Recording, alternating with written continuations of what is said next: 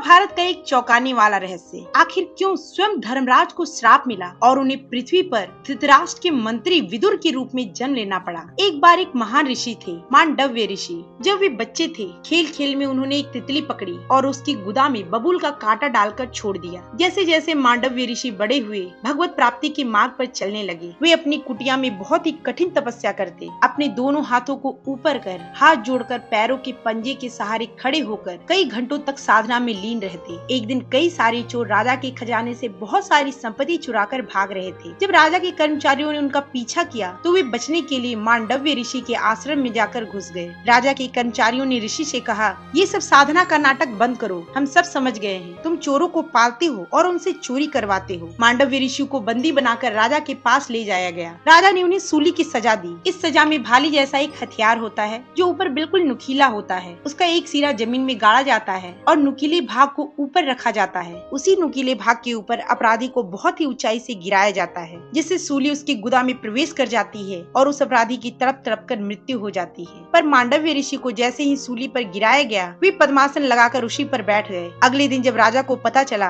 कि ये कोई चोर नहीं, बहुत बड़े तपस्वी हैं, राजा ने विनम्रता पूर्वक उनसे माफी मांगी। मांडव्य ऋषि ने कहा, राजन, मैं आपको कोई सजा नहीं दूंगा, मैं सीधे धर्मराज से बात करूंगा, क्योंकि सारा निर्धारण तो वही करते हैं ना। तुम ये सूली निकालो। राजा के सेवकों ने सूली निकालने की बहुत कोशिश की, पर वो सूली नहीं निकाल पाए। अंत में सूली को काट दिया गया, लेकिन सूली का एक छोटा सा हिस्सा अभी भी उनके गुदे में था। वे तत्काल यमराज के पास गए। यमराज से बोले, मैंने जब से होश संभाला कोई पाप नहीं किया, फिर ये किस बात की सजा है? यमराज बोले, आप जब 8 वर्ष के थे, एक तितली के गुदा में कांटा डालकर छोड़ दिया था, ये उसी बात की सजा है। मांडव्य ऋषि बोले, 8 वर्ष के बच्चों को तो गलत और सही का कोई बोध ही नहीं होता, फिर किस बात की सजा? आज से मैं ये नियम बनाता हूँ, 14 वर्ष तक किए गए पाप यमराज के यहाँ लागू नहीं होंगे। और धर्मराज, आप यहाँ बैठकर नियम बनाते रहते हैं, क्या आपको तनिक भी आभास है मृत्यु लोक में कौन कौन सी परिस्थितियाँ उत्पन्न होती हैं? इसलिए मैं आपको श्राप देता हूँ, आप भी पृथ्वी लोक में जन्म लेंगे और 100 वर्ष की आयु तक आपको वहीं रहना होगा। इसी श्राप की वजह से एक दासी के गर्भ से धर्मराज विदुर जी के रूप में प्रकट हुए। अगर आप भी श्री कृष्ण के भक्त हैं तो कमेंट बॉक्स में एक बार जय श्री राधे जरूर लिखें।